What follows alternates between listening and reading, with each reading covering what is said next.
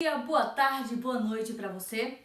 Hoje vamos para mais uma aula de química e vamos estudar hoje os modelos atômicos. Na aula passada, nós vimos as propriedades da matéria. Matéria é tudo aquilo que tem massa e ocupa lugar no espaço. Agora, nós vamos ver a constituição da matéria. De que nós somos feitos? Essa pergunta nós vamos responder nessa aula.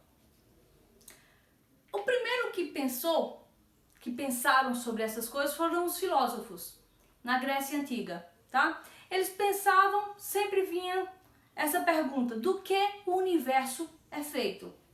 O primeiro a tentar ter alguma teoria sobre isso foi Leucipo e seu discípulo Demócrito. O que eles acreditavam? Eles acreditavam que a matéria ele tinha um limite de divisão. Como é isso?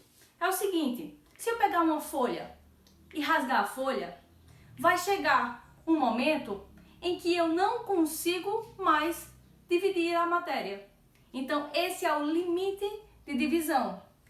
Para essa menor parte da matéria, ele chamou de átomo. Átomo vem do grego, que quer dizer indivisível. A de não, tomo de divisível. Então, a palavra seria não divisível, a menor parte da matéria. Ok? Então, isso seria o modelo, dito como um modelo filosófico. Depois de 2.200 anos, mais ou menos, voltaram a se perguntar sobre isso. Do que é feito a matéria? Do que é constituído a matéria? Então, o primeiro modelo atômico é o modelo de Dalton. Lembrando que o modelo atômico é só uma representação do átomo, baseado em teorias e experimentações, ok? Então, o primeiro modelo de Dalton, ele reconhecia o átomo como uma bola de bilhar, uma bola de sinuca, certo? E ele imaginava como uma esfera maciça, uma esfera maciça, indivisível e indestrutível, ok? Ele imaginava os átomos como esferas, onde os elementos, os mesmos elementos químicos, tinham as mesmas massas, ok? As mesmas propriedades. Já os elementos diferentes, eles tinham massas diferentes, tamanhos diferentes, propriedades diferentes, ok? Ele também acreditava que nada era destruído ou criado. Tudo se transformava, mudava o grupamento, como as moléculas elas estavam se juntando, ok? Esse foi o primeiro modelo atômico, chamado bola de bilhar. Só que teve um problema. Dalton, ele não abrangeu nesse seu modelo a parte elétrica da matéria, tá? Então, Thomson, ele fez um experimento onde ele utilizou uma ampola de Crook. Essa ampola é nada mais do que um tubo de vidro, onde nas extremidades tem eletrodos, tem 2 eletrodos ligados a uma fonte de energia. Isso faz com que apareça feixes de luz. Quando a energia é ligada, essa fonte de energia é ligada, aparece feixe de luz. E ele percebeu, já vinham trabalhando com isso, mas ele fez um experimento interessante. Ele pegou e colocou um campo elétrico e percebeu que esses raios eram atraídos pelo campo elétrico positivo. Nós sabemos que positivo e negativo se atraem. Então ele percebeu que a natureza desses raios, que já tinham, esses raios catódicos, que já tinham sido descobertos, era nada mais do que partícula. Ele percebeu que tinha massa, então era uma partícula que ele chamou de elétron.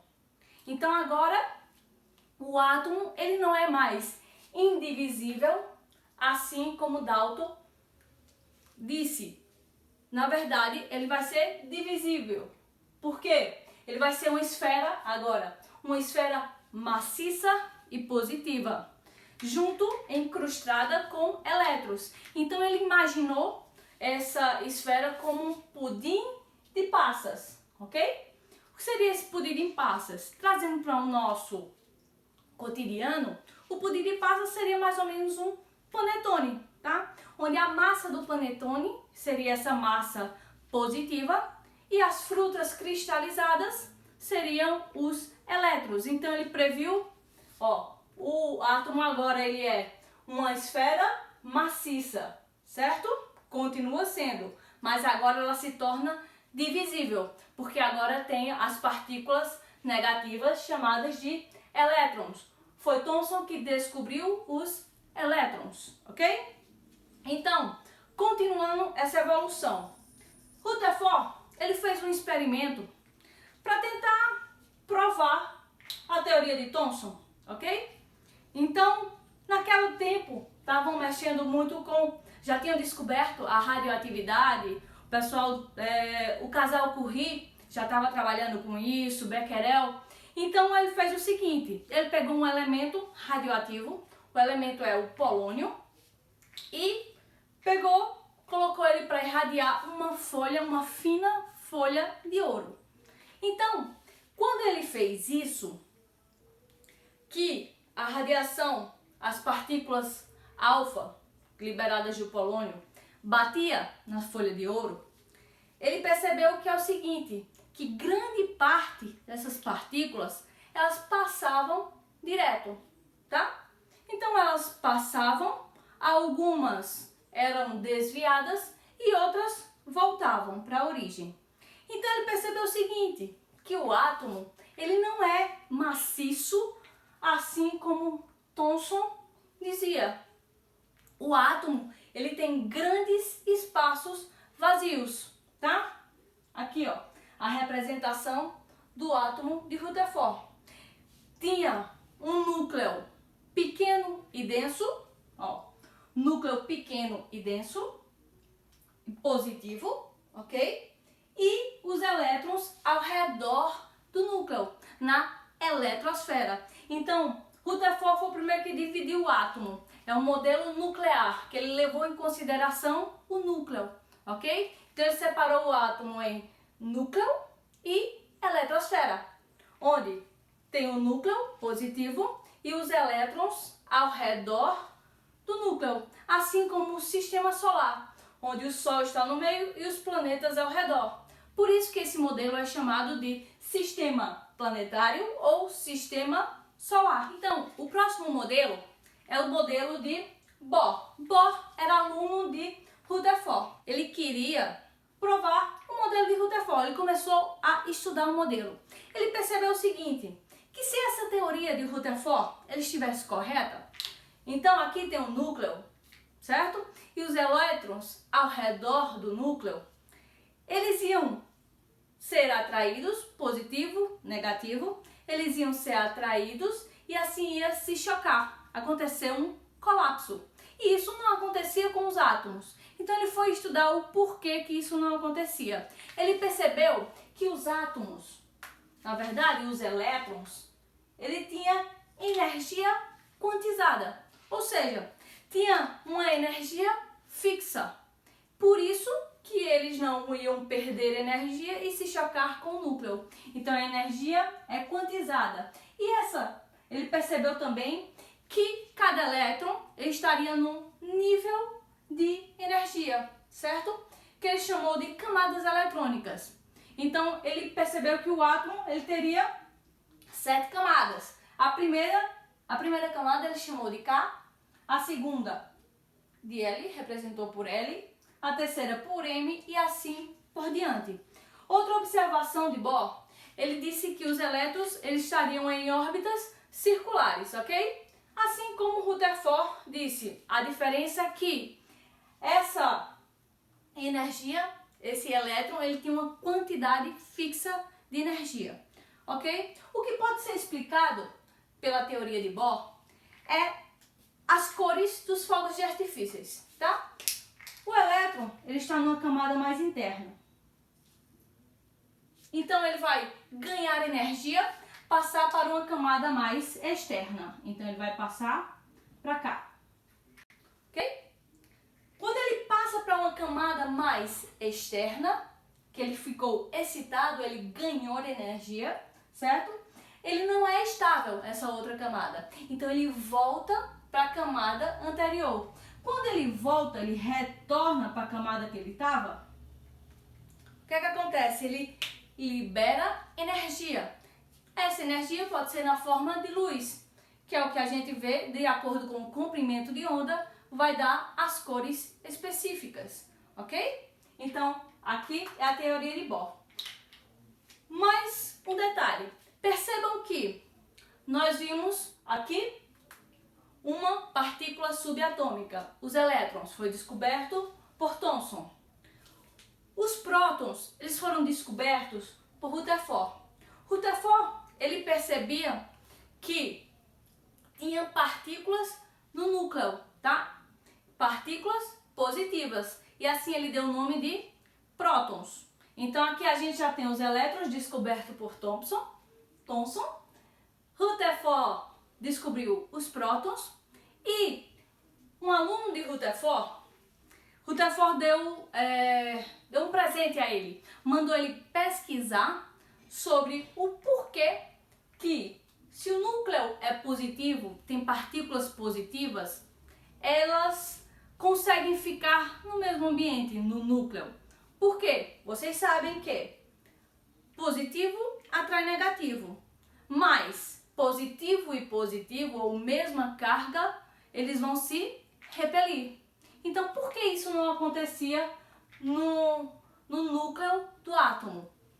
Então, Chadwick, o aluno de Rutherford, percebeu que tinha partículas, outras partículas no núcleo, que ele chamou de nêutron. Por quê? Porque não teria carga elétrica. Então, descobriram as 3 partículas subatômicas, tá? Primeiro, Thomson com os elétrons, depois Rutherford com o próton e depois Chadwick com os nêutrons, tá? Então, o núcleo vai ter prótons e nêutrons, a eletrosfera os elétrons, tá? Mas vamos continuar com a evolução dos modelos atômicos. O último aqui, Sommerfeld. O que ele percebeu? Ele percebeu que as órbitas eram elípticas. E outra coisa, que também o átomo ele teria subníveis de energia. O que seria o subnível de energia? Como Bohr disse, o átomo é cheio de camadas. Então eu digo que é como uma cebola cheia de camadas, tá? Essas camadas, eles têm níveis de energia. Então ele tem subcamadas, que foi o que Sommerfeld percebeu, ok? Percebam a evolução do átomo. Ele era uma esfera maciça, indivisível, depois ele começou a ser divisível, porque encontraram os elétrons. Aqui ele já era um grande vazio, foi separado em núcleo e eletrosfera. Bohr percebeu que os elétrons ele tinham energia quantizada, uma certa quantidade de energia cada elétron.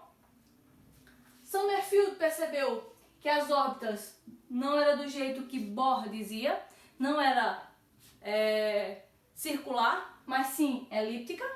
E agora nós vamos ver o modelo atual. O modelo atual é o modelo de Schrödinger. Mas antes de chegar no modelo de Schrödinger, ele seguiu 2 princípios para poder chegar nesse modelo, que é o princípio de de Broglie, que ele dizia sobre a dualidade da partícula. Estudaram os elétrons e perceberam o seguinte: os elétrons têm momentos que eles têm horas que eles são partículas e outra eles se comportam como onda, como luz, simplificando. Já Heisenberg percebeu o seguinte, que era o princípio da incerteza. O que seria esse princípio da incerteza? Ele não conseguia prever ao mesmo tempo a velocidade do elétron e a sua localização, a sua posição. Ou ele determinava a velocidade e não sabia a posição, ou ele determinava a posição e não conseguia saber a velocidade. Esse se chama o princípio da incerteza. Esses princípios aqui ajudaram Schrödinger a chegar ao modelo atômico atual. Esse modelo atômico atual é baseado em uma equação matemática, tá? É um modelo probabilístico. O que diz esse modelo? Ele conseguiu prever onde estariam os elétrons. Então é a máxima probabilidade de se encontrar os elétrons, tá? Através da conta de Schrödinger, ele consegue ver a região de máxima probabilidade dos elétrons, de se encontrar os elétrons. Isso aqui ele chamou de orbital, tá? E o modelo atômico é conhecido como nuvem eletrônica, tá? Porque dá para saber aonde se encontra a região de máxima probabilidade de se encontrar os elétrons, ok? A aula termina por aqui. Espero que tenham gostado. Até a próxima aula!